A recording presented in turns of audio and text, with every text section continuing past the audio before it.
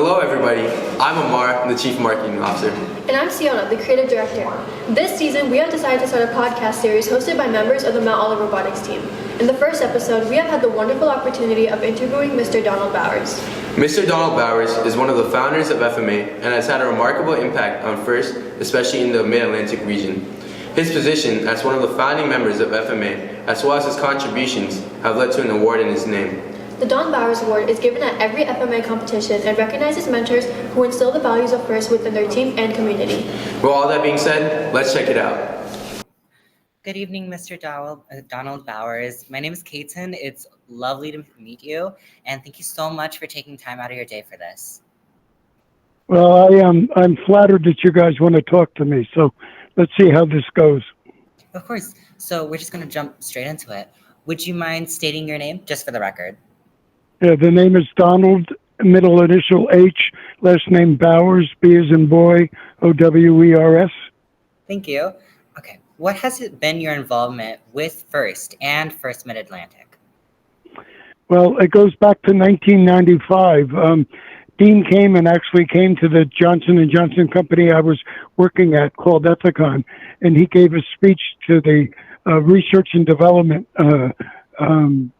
department. And after that, he asked the vice president of R&D to start a FIRST team. And she had no idea what that was. I happened to be in community affairs and involved with a lot of different outreaches to education. So she called me and she said, the ball's in your court. And I worked with two engineers that I had recruited, one from MIT and one from Rutgers. And we only had 3 months to start a team. And the team we started was at Hillsborough High School. It happened to be just the advanced physics class of Hillsborough High School. So that was 1996. And then that's the spring of 1996. I got a call from one of the executive committee members of Johnson & Johnson. Now, there's about 11 people on the executive committee, and they run all of Johnson & Johnson. And the gentleman who called me happened to be on the board of FIRST. And so he said there's only one regional in the country. That was the one that Dean runs up in New Hampshire. And for the program to grow, and there was only one program then, it was FRC, that they needed to start more regionals. So I was tasked to start a regional that covered Connecticut, Pennsylvania, New York, New Jersey, Delaware, Maryland, Virginia. And a second or a third regional started that same year out in Chicago area. And we were able to recruit about 9 New Jersey teams that first year. And after that, things just continue to grow. We ran our events for a few years at Rutgers in what was called the old gym, which is on their main campus.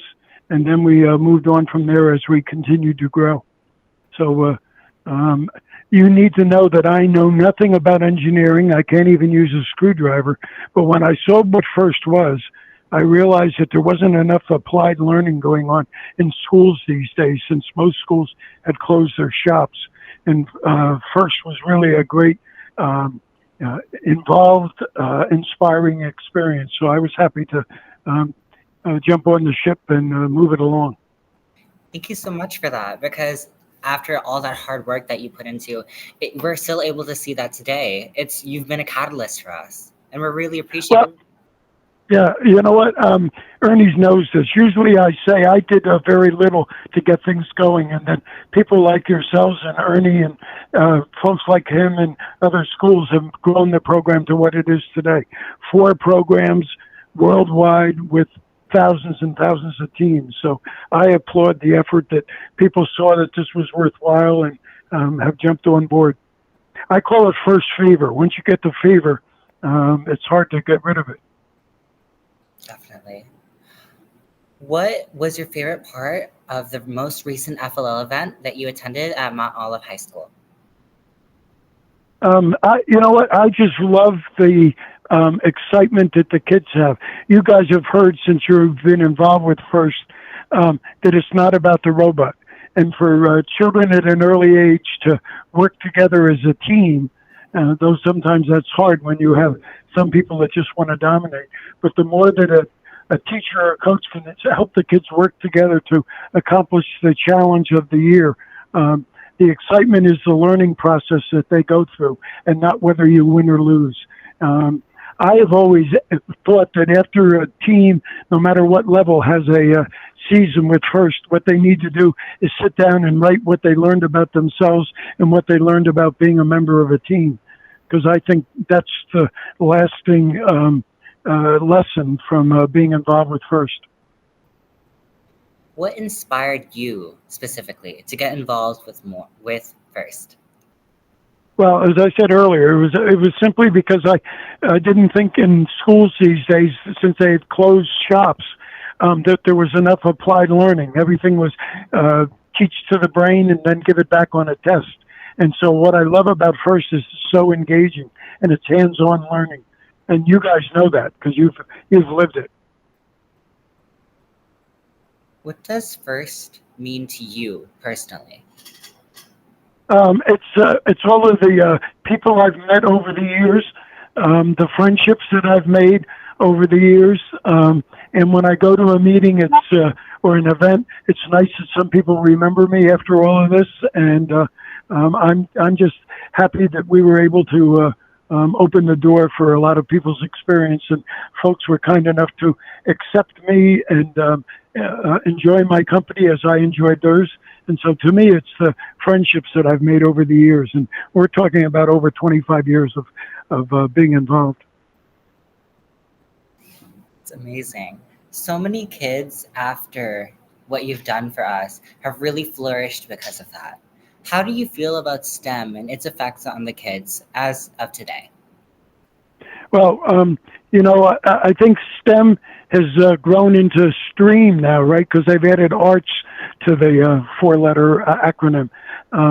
But I think what's great about FIRST, what it does for kids is it's not just about engineering. I know when we would start teams, a lot of the teachers and the parents would think that it's only about engineering. And as you found out, it's a lot more about that. It's really a small business that you run if you run it correctly. So I think it's broad-based in its opportunities. And if you look at people that have graduated from Mort and moved on from the inspiration that FIRST has been to them and STEM has been to them, you look at the various fields that they've gone into, and it's not just engineering. It's computer, it's business, it's accounting, it's even graphic design and the arts. To me, it just opens people's minds to a lot of different opportunities that they can pursue. I also want you to know that I think that one success of FIRST is getting a child through high school, but the real success for FIRST is staying with the kids to get them through college, be it undergraduate or graduate. That's so true, because as long as the child stays within this program, they'll continue to grow, they'll continue to flourish, and they'll continue to develop, which is so key in their learning. Right. And you look at how many alumni, because FIRST had such an impression and made such an impression on them, they come back and they help out with events, and some of them wind up becoming teachers of that are coaches for FIRST teams at all levels. So to me, that it just goes full circle. So what they've learned, they want to give back. Definitely, and that passion will carry forwards.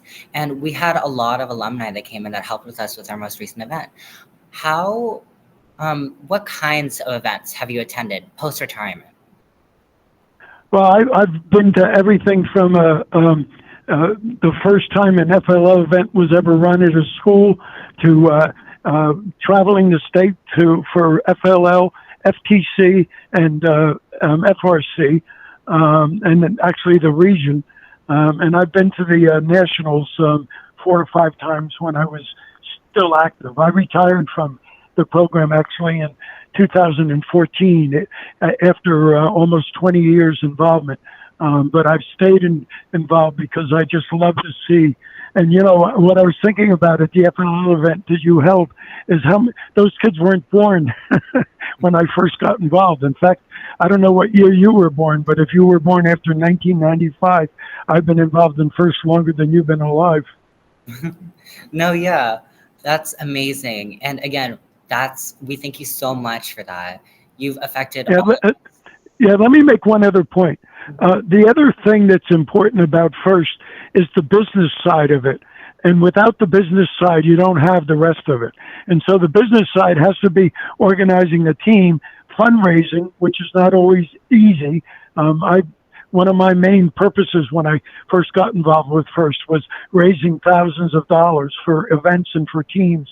I'm so happy that there's so many organizations in most communities that appreciate what FIRST is and want to help support, whether it's an individual philanthropist, a small company, or area corporation, because all of that comes together. And also, I think it's great how many parents appreciate what FIRST has done for their children and how they support everything.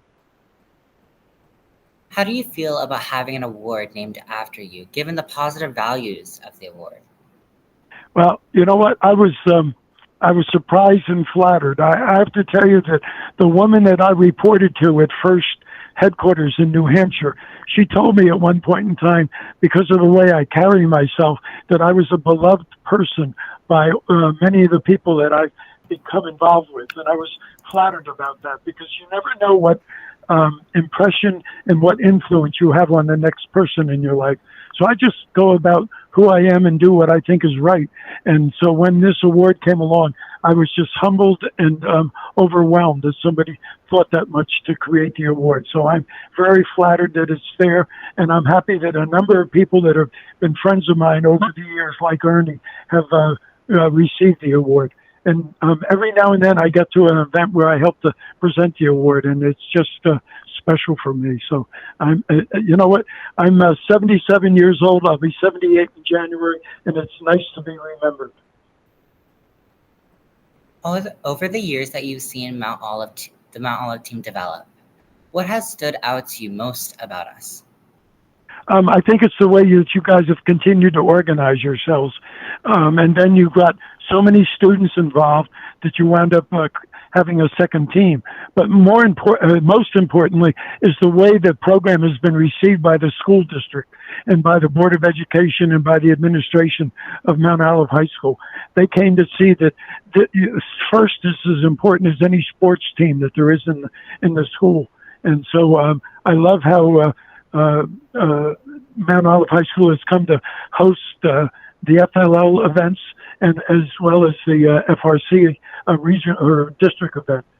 It just shows that a community can come together to support things more than just sports teams.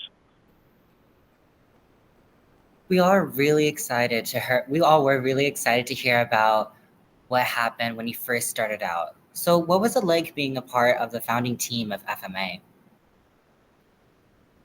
Say that again. What was it like being a part of the founding team of FMA?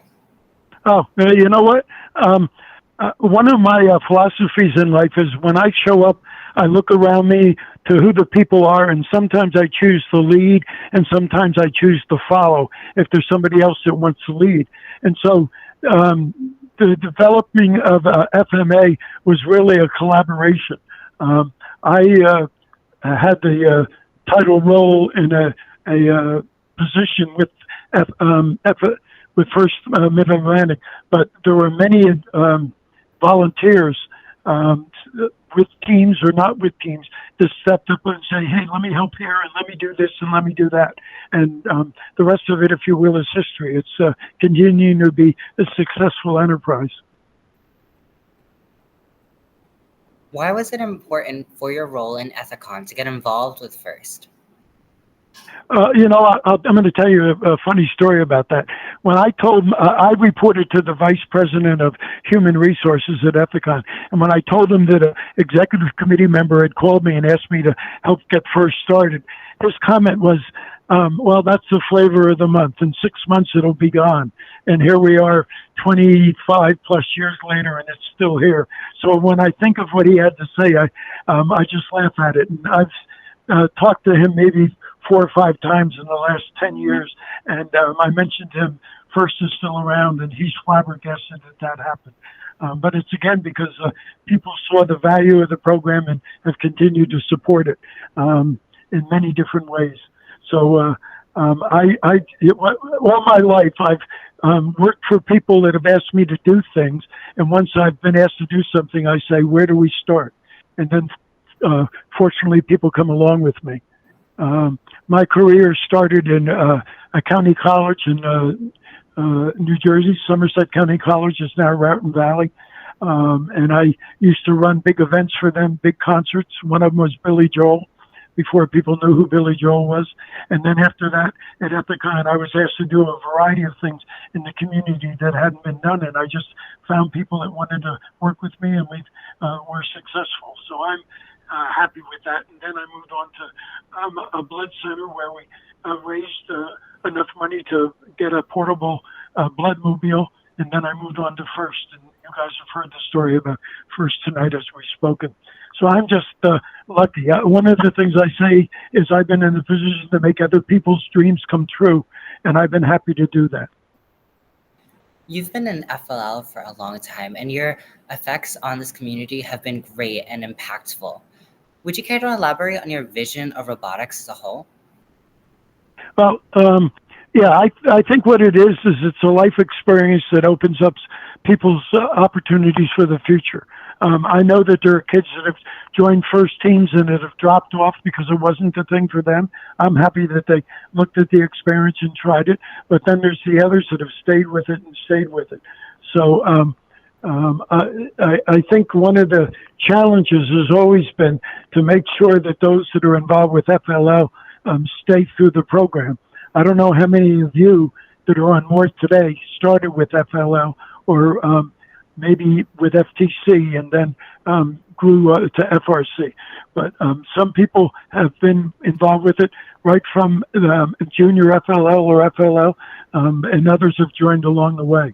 So I'm just happy that that educational experience is available to so many people, especially at Mount Olive High School, because of how everyone has embraced the program and made it the success it is. And certainly a lot of that belongs to Ernie. He's an inspiration to everybody who knows him and always gets the job done. So I'm happy I can call him a dear friend. What is your goal for STEM's development in the world? Well, you know, I guess it's difficult to say. It's nice to see that it's grown to be involved in 107 countries. I know within the United States, no matter how many teams there are in all of the programs, Dean always says it's not enough because First should be in every high school in the country, and it's far from that. So what has to happen is each year we have to double our efforts and resolve to say this is the right thing to do, and we need to encourage and inspire more people to see that it's the right thing to do for students. Do you have any prominent mentions, such as any personnel or persons you'd like to highlight during your time working with STEM and kids? Well, you know what? It starts with Woody Flowers. Dean can be an interesting character to be around. But Woody Flowers, the late Woody Flowers, was such an inspiration because he fully understood what the mission and vision of First was, lived it all the time, and gave insights and wisdom to anybody who wanted it to help the program start and then endure. So I start with him, but then I move on to people like Ernie, and Ernie knows people like Randy Schaefer and Frank Larkin, the gentleman who got me involved, Jimmy Tasky, a philanthropist who's helped First a lot, a dear friend of mine, Josh Weston, who's also been very kind to you guys over the years. There's so many, John LaRock, who is the Mr. Mo for Team 365. He's the only one in our area that ever won the Woody Flowers Award, which is the most prestigious award that Woody Flowers gives out, or the First gives out. I can't overlook the friendship I had with Dean's brother, Bart Kamen, who was involved with our programs for years before he passed on. He was a pediatric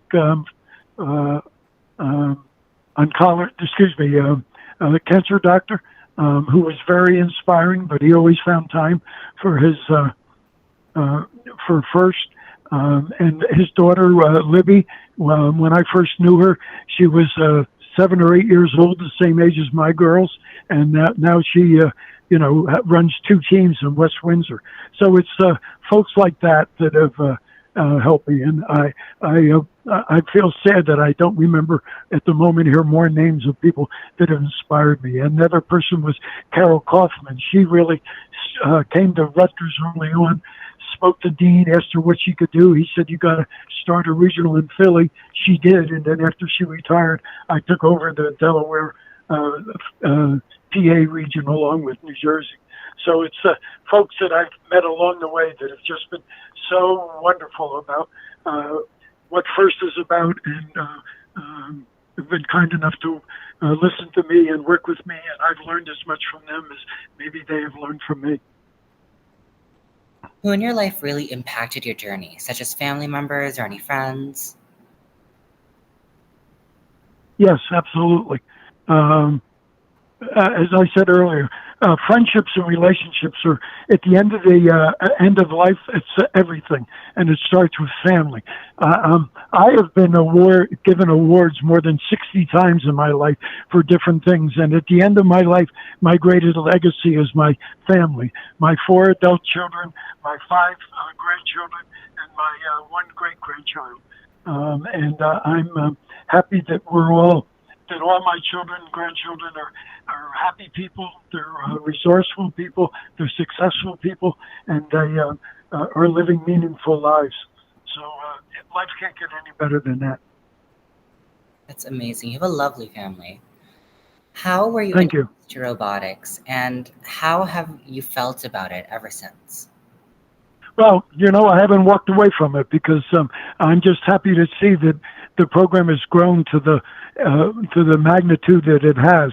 Whereas I am sad that there are probably 50 or 70 teams that we started once upon a time from 1996 to the present that decided not to continue with FIRST. And I always thought that was one of the real challenges from year to year, that when you see a team that's dropping out, find out why they're dropping out and see if you can keep them on board, and if not, understand why they've dropped out. So maybe that learning can help in the future to get other teams to continue to be involved with FIRST.